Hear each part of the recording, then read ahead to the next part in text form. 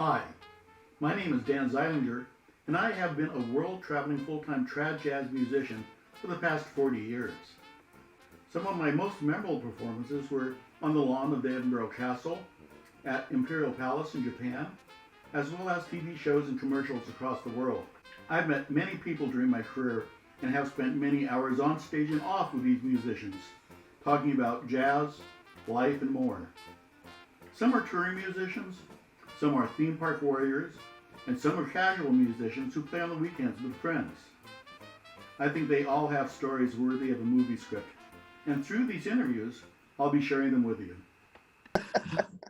Hi there, this is Dan Zeilinger with Trad Jazz Today, and my guest today is going to be just a wonderful piano player and even a more wonderful person that I met much later than I would have liked to have met.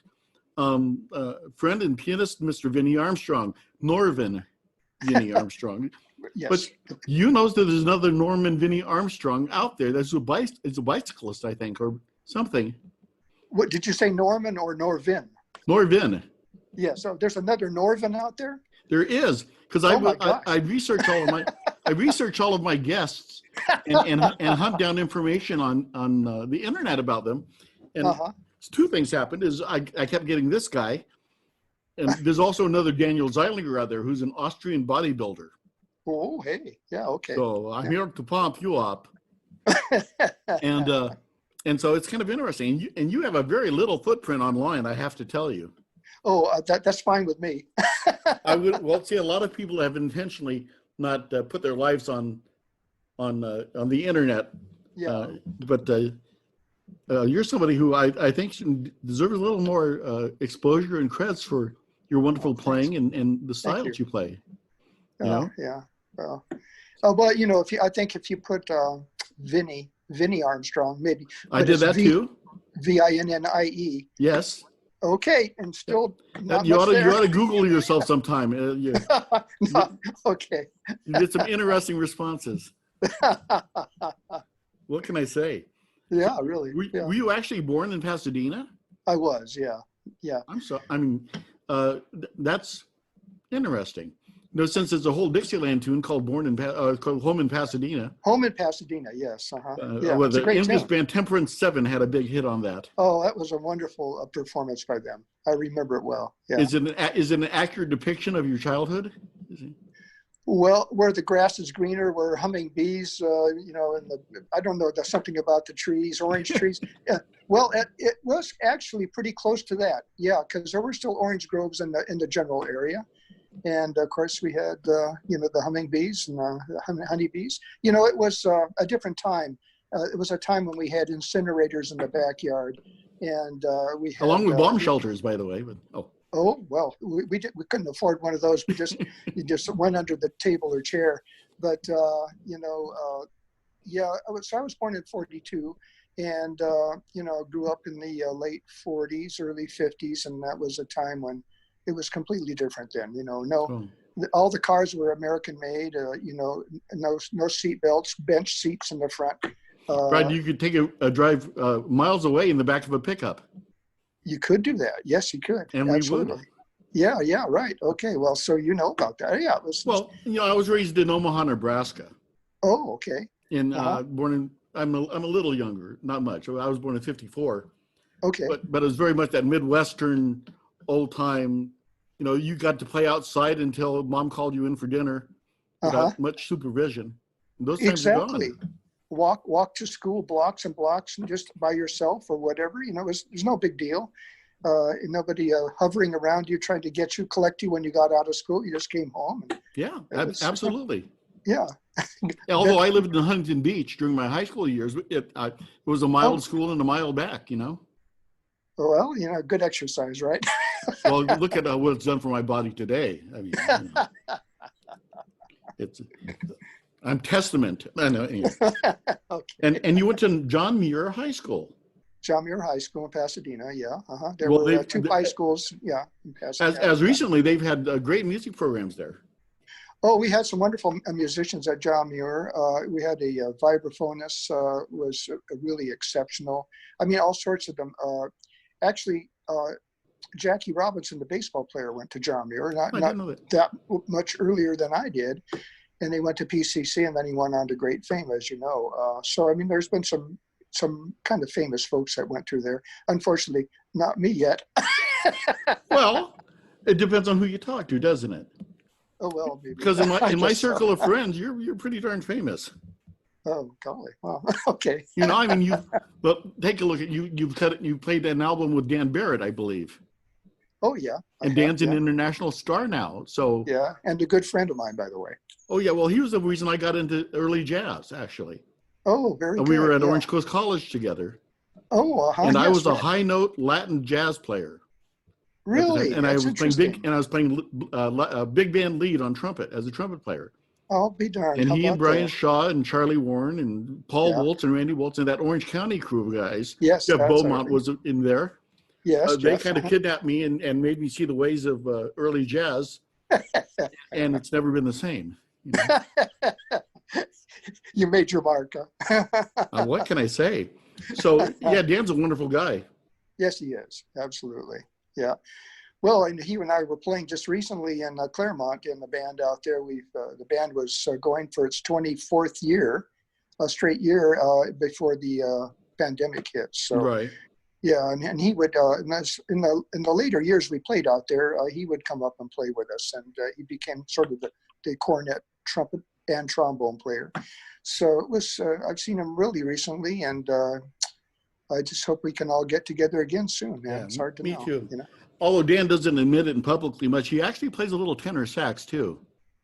Well, how much is a little?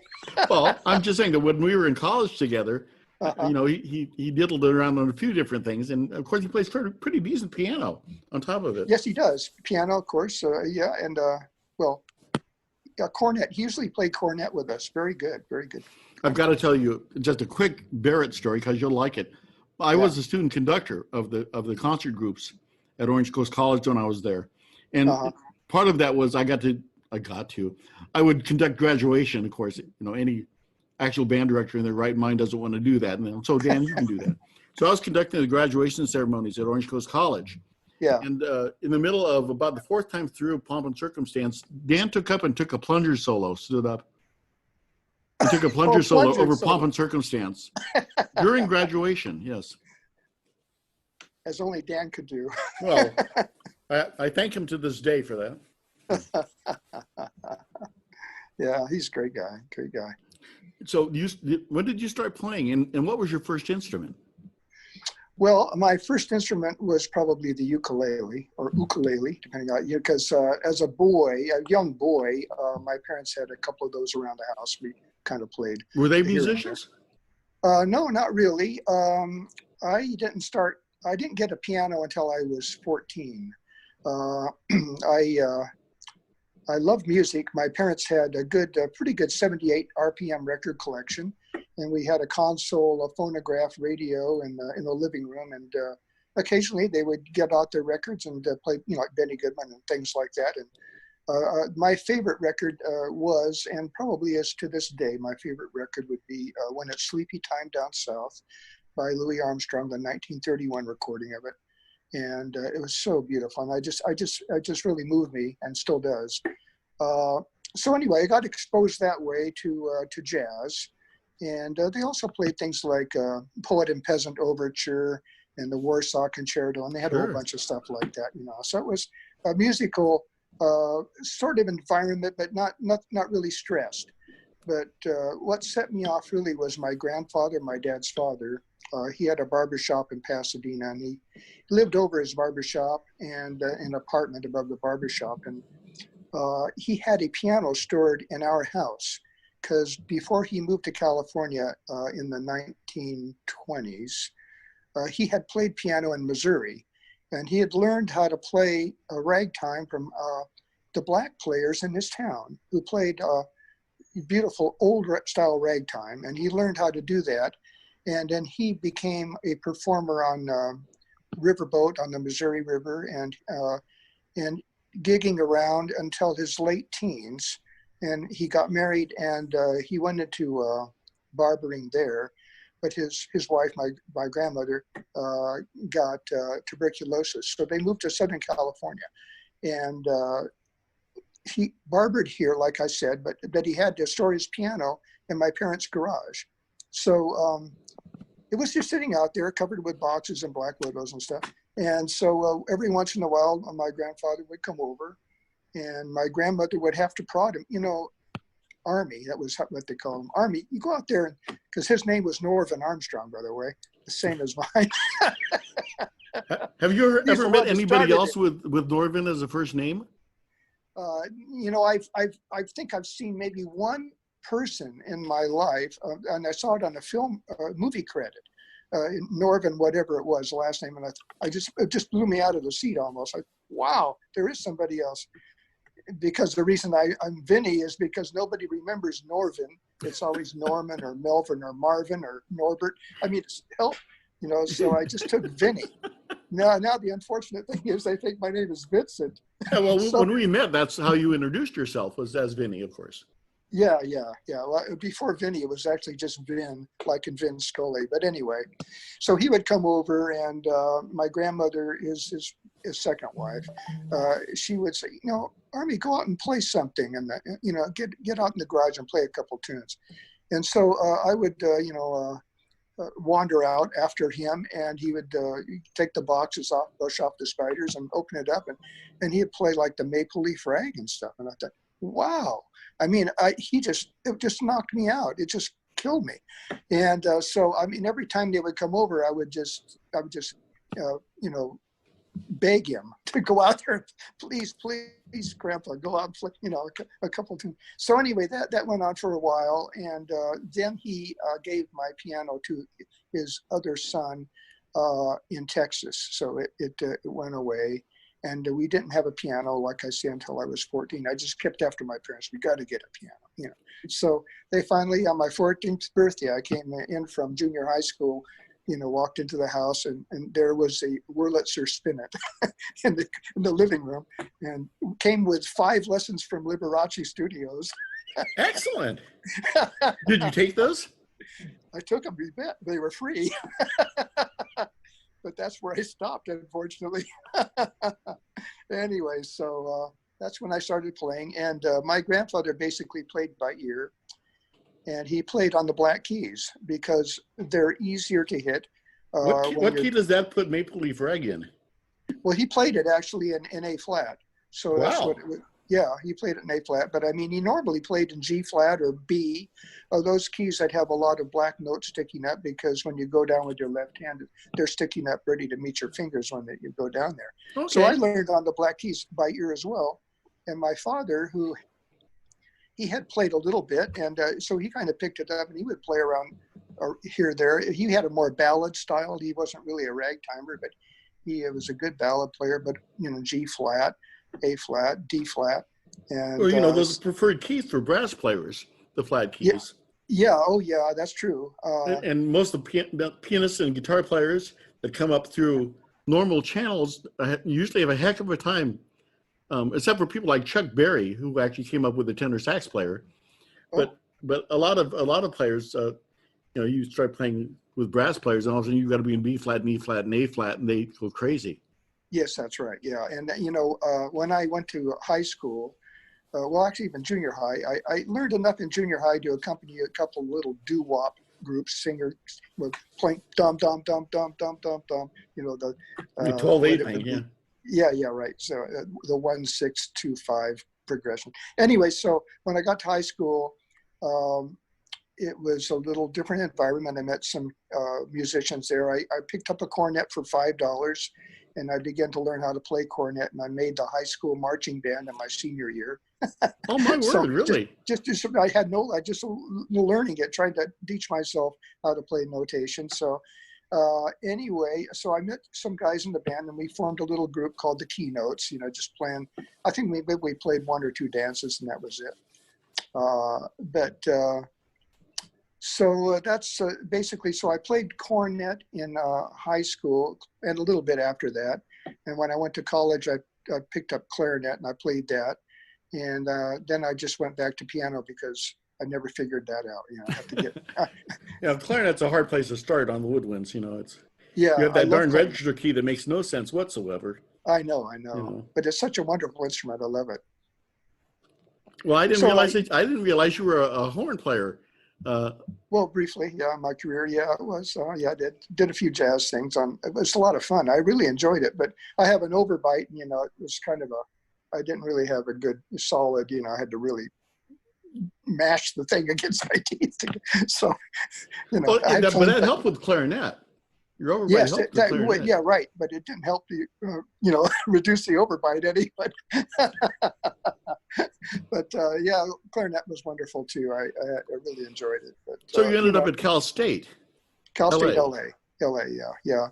And as it turned out, I'm a son of Depression era parents, and they instilled in me the need to get a good job. Where you get a steady job when you get Mine out tried, of college. yes.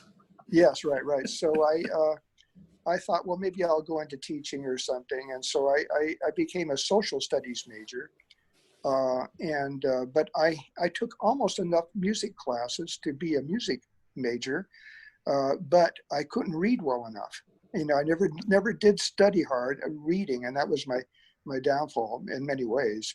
But so I couldn't major in it, but I took almost enough courses in music to be a music major too. So, but anyway, I went to Cal State LA, and it was an interesting experience. Yeah, It's something you probably don't know, but Brian Shaw came up uh-huh.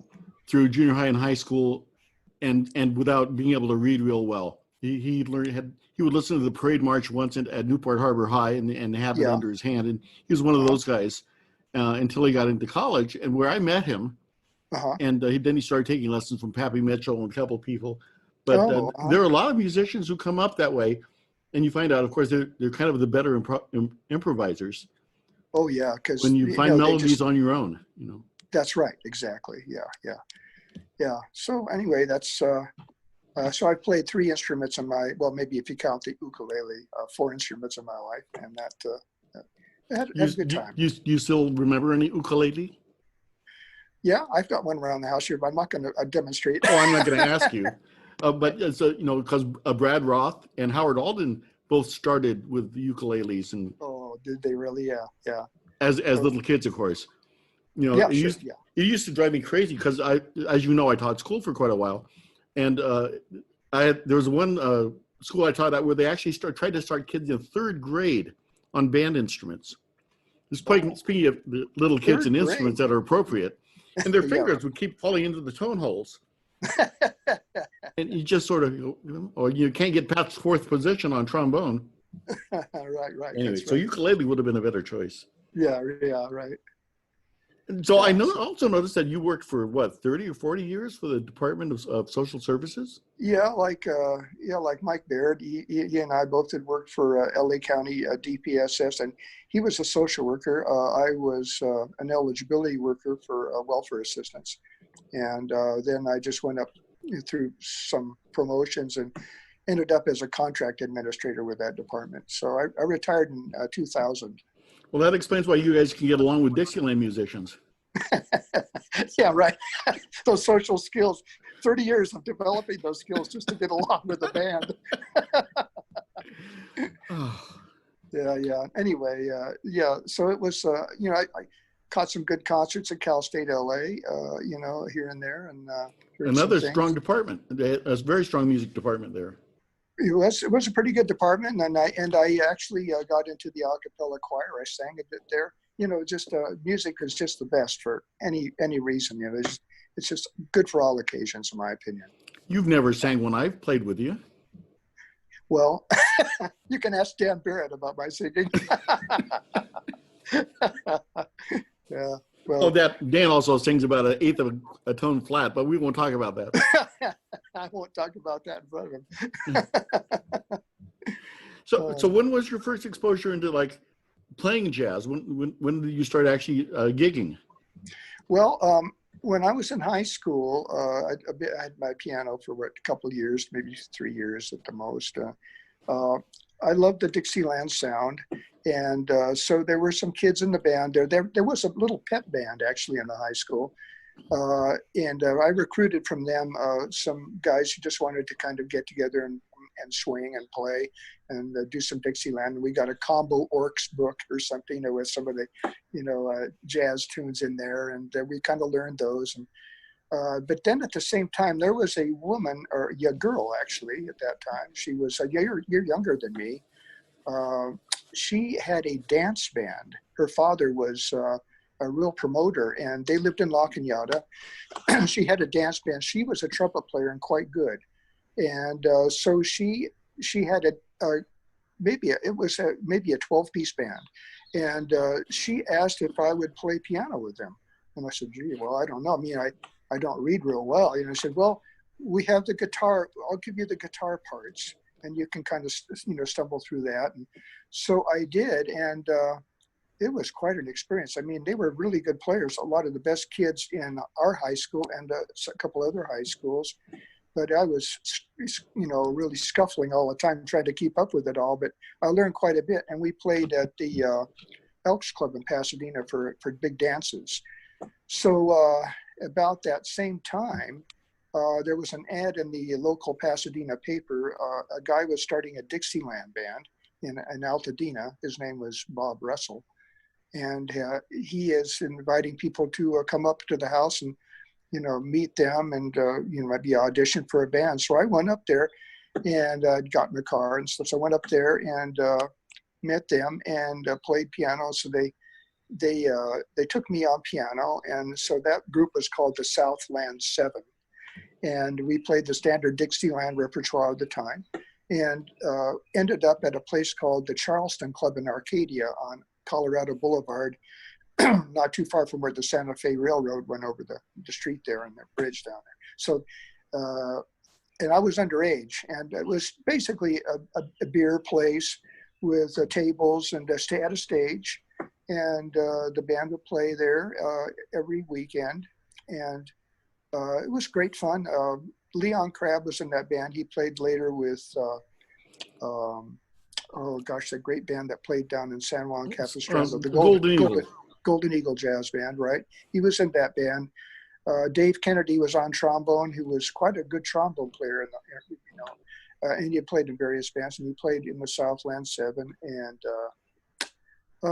some pretty good other players came through that band too. So it was fun until the alcoholic beverage control came in, and I had to go down to LA to testify, and all that was just terrible. All I ever drank there was 7-Up, but somebody reported that I was there, so that happened, and it was a good band and really fun guys, and I remained friends with most of them in all these years.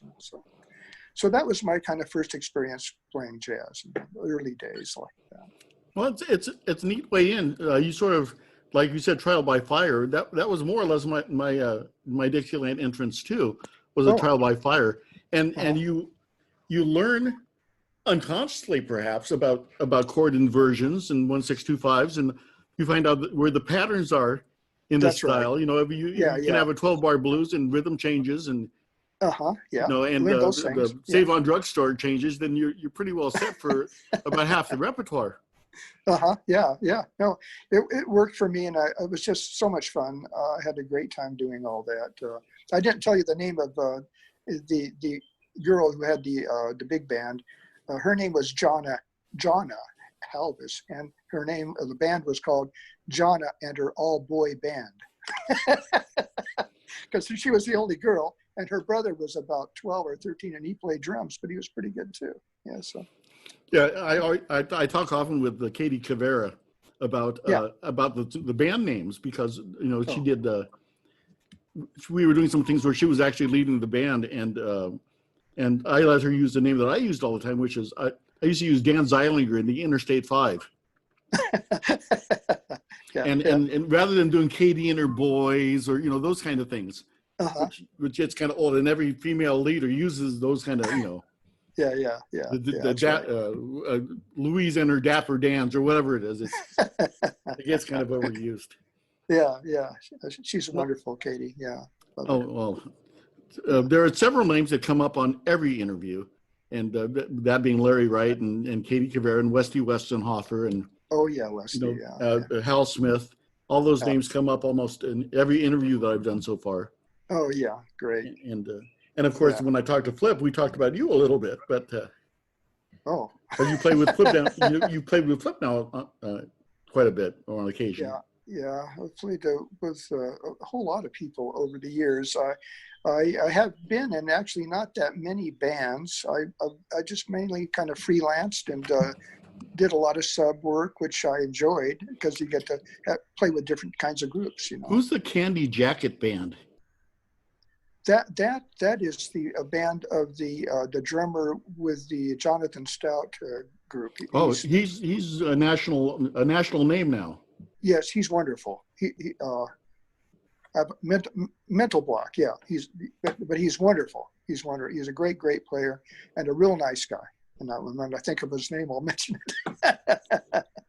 So, but so he has a Candy Jacket Jazz Band, and he's written some things for it, and it's a real hot swinging group. Yeah, and I played with them only once though, down in L.A. And I'm not sure who he has as his regular. So okay, let's talk about another band. Who's the Canadian American German jazz band? Oh gosh. Okay. Well. Okay. That's an interesting story. This was about 10, 12 years ago.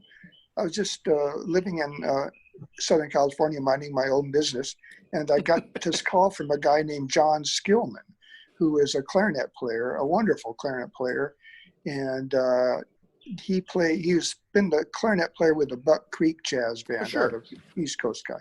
So anyway, so I get this call from him, and he says, "Is this Vinnie Armstrong?" And I said, "Yeah." And he says, "Well, look, we're starting up a little band back here. We're going to call it the Coast to Coast Jazz Band, and we need somebody from the West Coast.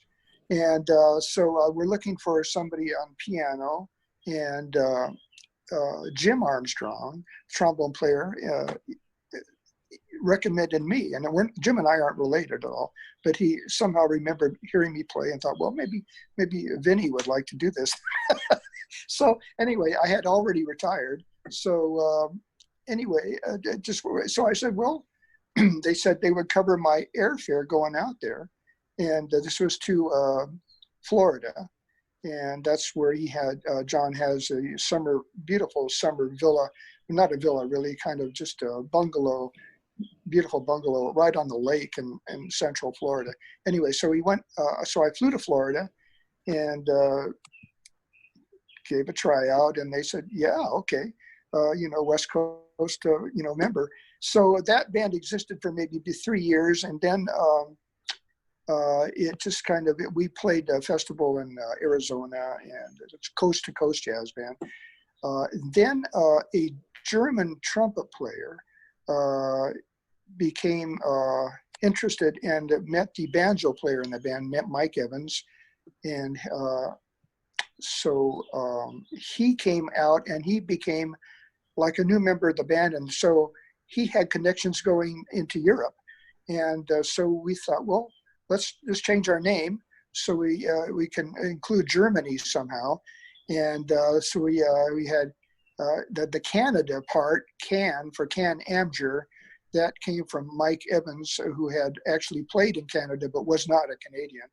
So, and then the AM is the American part, and the GER, of course, is the German part. So we played some gigs in the East there in Florida, and then we went to Germany and had a great tour there. So the Can Amger Band is what that was. And then we came back, and he would come over and play gigs in Florida. I would go over there in the spring for maybe 5-6 years, and they set up gigs there, and we'd play those. So that's how that went. And it just quite a few of the people I've spoken to, we talk about the fact that our type of music is wildly popular everywhere but here. Yeah, that's interesting, isn't it? I'm sure you've got wonderful crowds in Germany, is what I'm trying to say. Yeah, there were good crowds. Although I had played in Germany before in the 70s with George Probert, and I went over there 3 years in a row to play the festival in Breda and some other gigs over there with his fine, wonderful band. And the crowds then were even bigger. I mean, it was giant huge. Well, George is a force of nature, or Well, was a force of nature, I should say. he was just a wonderful guy, and just a hard swinging player, and inspirational in many ways. And so anyway, that was probably the most exciting gig I had, was just going over there the first year we went, 1976, and playing in the festival there, and having all those people just like, oh, it was just craziness, just I thought, wow, this is really cool. And so I met some wonderful Dutch people, and it's just been a very nice memory all these years. Yeah. It's funny. I went up to George once. I said, George, I just figured out that you're really a 1950s shuffle tenor sax player. And he went, shh.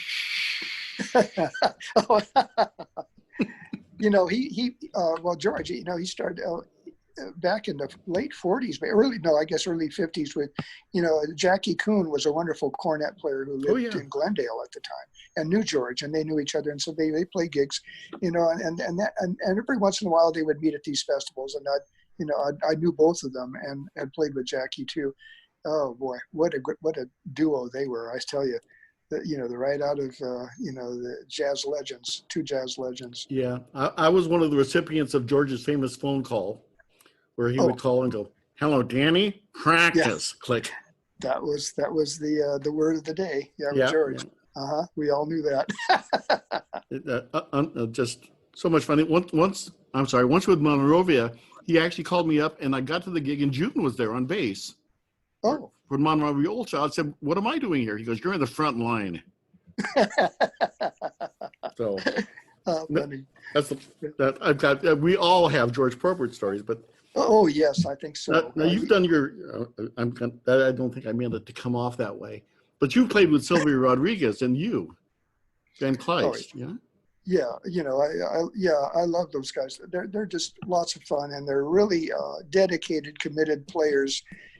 She's really just a Billie Holiday, fan. I had a chance to play one gig with them in Fullerton, or in that the speakeasy they do. Oh yeah, okay, yeah. Well, I've been playing with her a fair amount. We played the Sky Room, which is now out of business in downtown Long Beach, the Petroleum Club, and the Exhibition Room. So speakeasy. That's one I played in, yeah. Yeah, Exhibition Room, and just a small little place to play there, and a pretty bad piano, but. It was out of tune and missing some keys and all that stuff.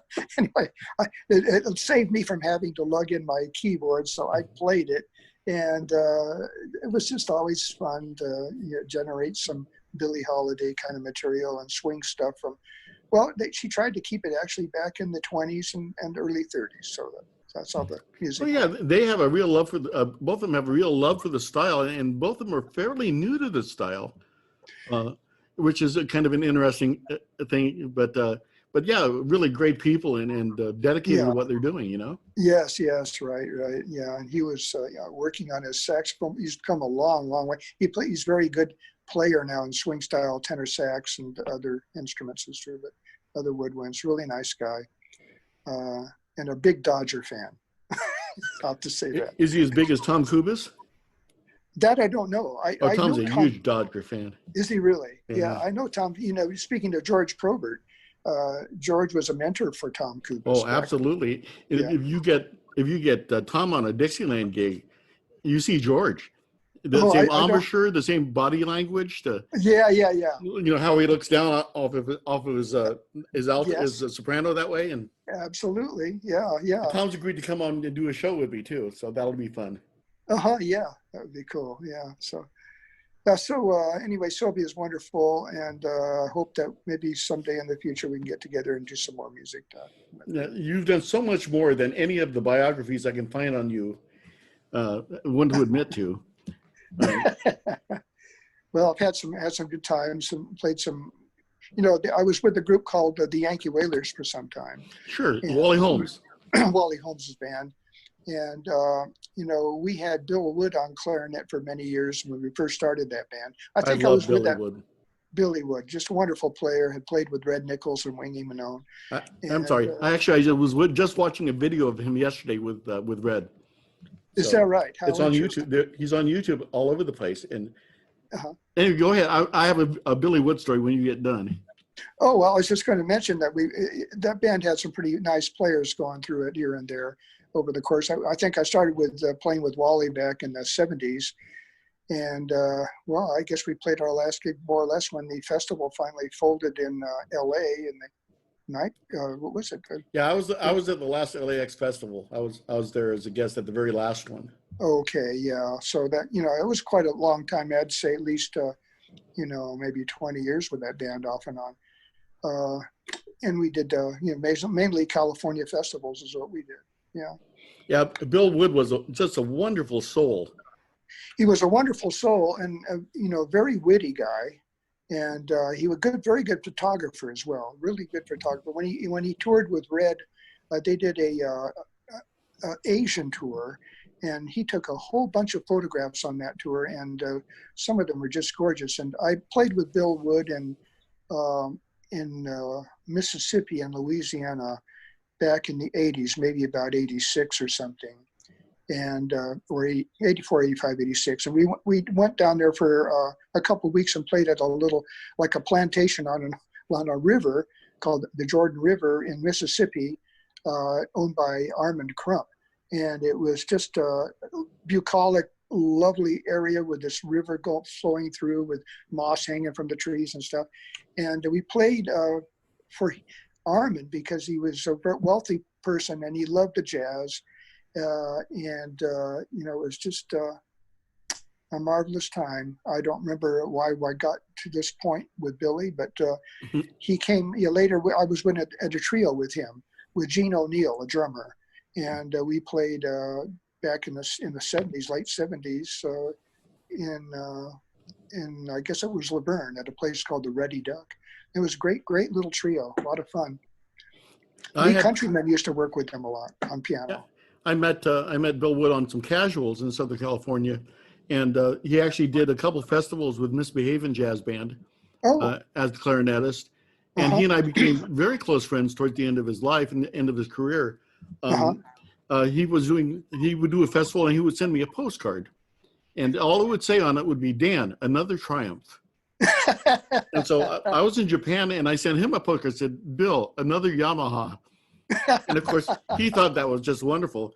And then this is kind of heartbreaking, but he sent me another postcard that showed a lion, a tired lion, and said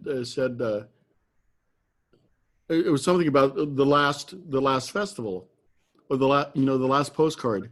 Yeah. And of course, when I was playing with Billy, I didn't know a whole lot about anything in life. Yeah. And right. And he put up with me, and you know me as well as the next guy, but I tend to have opinions and insight into things I have no business having opinions and insight into. And he was really patient and a dear friend. Yes, a wonderful man, really, really kind, a kind soul. I remembered why I was mentioning it in regards to the Mississippi gig.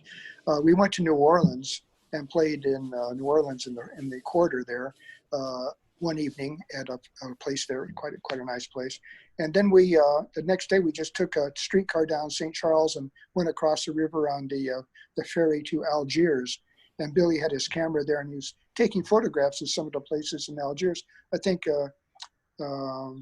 Red Allen came from Algiers, and some of the other big players taking photographs of the places. And he showed me those later, and he was just a wonderful photographer. Had a way to capture something that was. In fact, he worked at a photography store too, and it was a day gig. Yep. Yeah.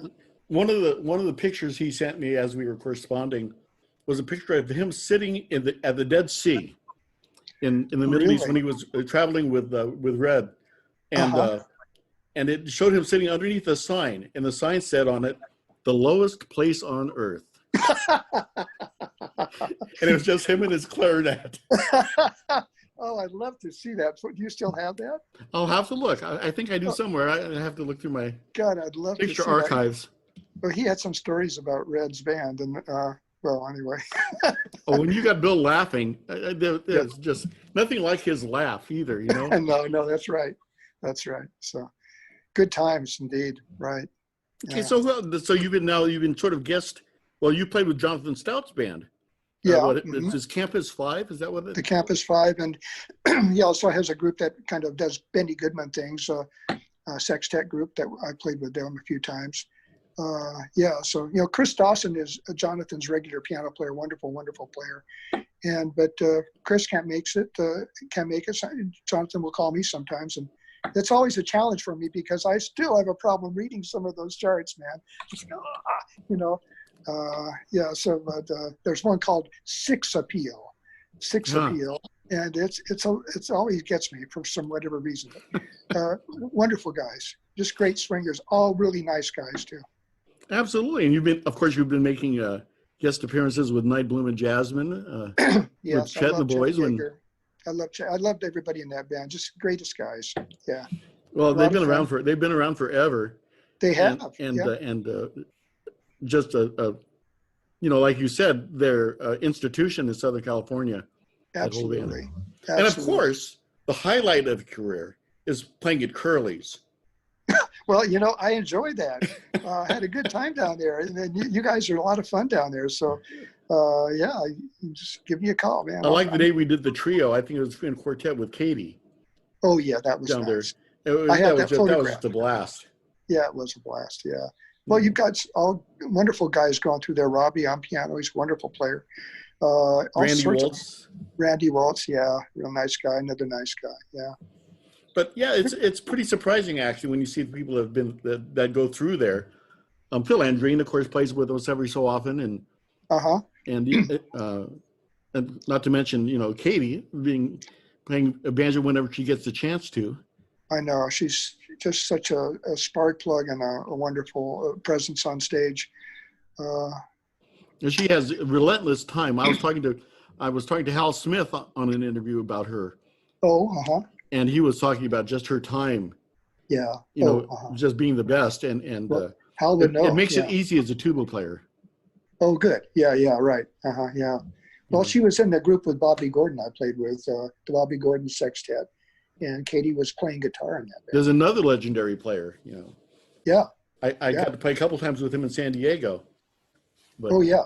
Wonderful player. In fact, I remember him coming in to hear Bill Wood play when I was playing with the Yankee Wailers and Bill was on clarinet. We had a set to play, and I remember Bobby coming in and just sitting. I could see him sitting in the back, just looking at, because his tone, Bobby's tone and Bill's tone weren't that different. They had a very nice tone, and that's what Bill had such a pure tone on his horn. Wonderful.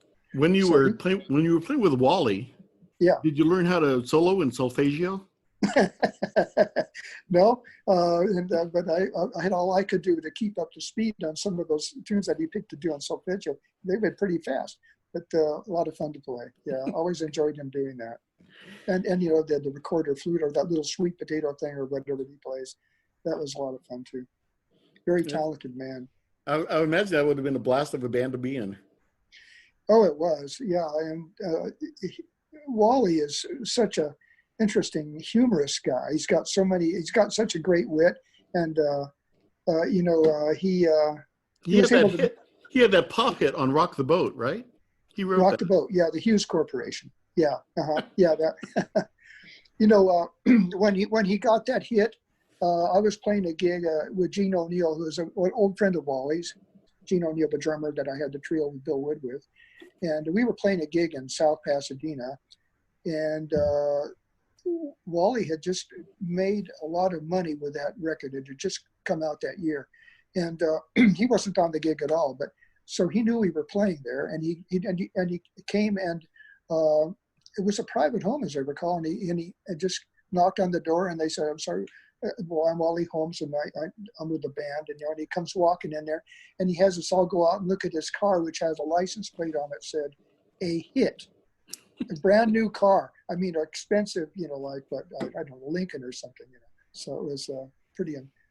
It's great. I mean, Vinnie. Now that we're talking about this stuff, I must have seen you and heard you play for years before we met I officially bet on a you gig think or so, something. Dan. I mean, I remember playing in Wilmington's Greatest Jazz Band with Larry and Larry Wright and those guys, Jeff Beaumont. I mean, that was way back in the 70s sometimes. Back then. How is it that we didn't become friends back then, is my question? I don't know how that was. So, well, I guess everybody's Because I knew Wally fairly well, between LAX and a few other things. And Where were you living in those days? Where do you live?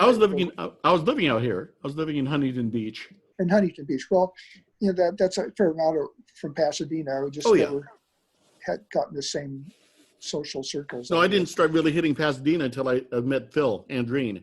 Yeah. And I was at that Berg Continental gig for about 3 years. Yeah. Of his 41 years there or something. Nice little gig there, huh? Yeah, he was there a long time. Yeah, I actually had a chance. He was like, I think my second or third interview. And I said, I know that you consider yourself a lawyer who plays trombone, but anybody who has a gig for 40 years is a trombone player who pretends to be a lawyer. Laughed at that. I'm sure you two guys got in some funny conversations. Check out, all you have to do is go to YouTube and look at Trad Jazz Today and look at some of the interviews. And his is one of the funniest, of course. Oh, I bet it is. Yeah, he's just a great sense of humor. Yeah.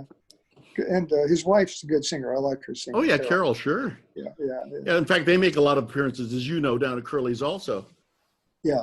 And right. he's actually pretty funny and just a wonderful family. His daughter's a trumpet player, which you probably know. Yeah. Oh, you did? Kelly. Yeah. Yeah. So I actually did a church gig with her where she came down and sat in and played some trumpet and did fine. They're very proud of her. She doesn't like to do that. So. She's not really, I don't think she's really a jazz player, but maybe, I don't know.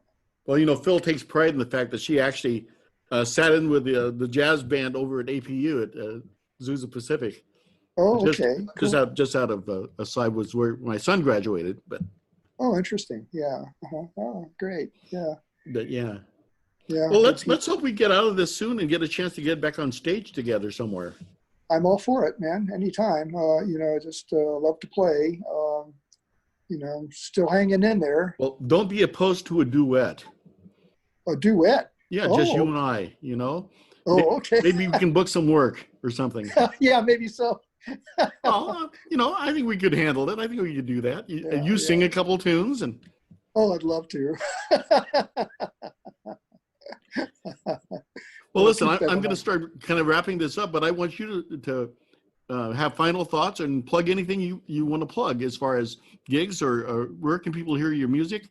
The recordings that you've made, are they available on CD Baby or Amazon or somewhere? Or? No, I just want to mention a couple of people who have been important in my musical life that I haven't talked about. When I was a young guy and had come out of high school and all that, of course, my grandfather I mentioned, but there was a man in Virginia City, Nevada. In my college years in 64 and 65, in those summers, I went up to Virginia City and I played piano up there in Virginia City, Nevada. And a man was up there playing piano and bartending for probably the nicest restaurant in that small, Western town. And he had played with Pete Fountain when Pete Fountain left Lawrence Welk's band. And he had joined Pete Fountain. Pete had asked him to join him, and he had played with Pete for maybe 3 or 4 years. And then that band had come up to Lake Tahoe to play there. And this man I'm going to speak about, Merle Cook was his name. And his name was spelled K-O-C-H, but pronounced it Cook. He went up to Virginia City, saw the town, and just said, I want to live here. And so he was there when I went up in 64 to play piano in my very early 20s. And I'd never heard a piano player so good as that guy played. He just knocked me out. And in really two-handed style, kind of like a Bob Zerke kind of approach to his playing. So he was up there both summers I played there in 64 and 65. We became good friends. And he was a big influence on my playing, Merle Cook. And then I want to say something about Johnny Guarnieri, sure, who was a pianist for many years in, I guess it was Studio City or Burbank. at a place called the Tail of the Cock Restaurant. And it was a big, beautiful dinner house. And he played there from about 73 to 81. And a couple friends of mine turned me on to him when in the early 70s, and I began to go out there with some other guys. And he was a really nice man, and he could play anything almost. It was just like a world-class jazz pianist. He had played with Benny Goodman and Artie Shaw, Jimmy Dorsey, all of those, played with Lester Young, and hacks. And all of them were hacks. Yeah, all those guys. And so here he was at a dinner house playing solo piano, an old grand piano in this dinner house. And you could sit right at his hand, almost right hand or left hand, whichever you want, because they had a little bar built around the piano. And you could sit there for like a Diet Coke and listen to this incredible playing, for about 3 hours.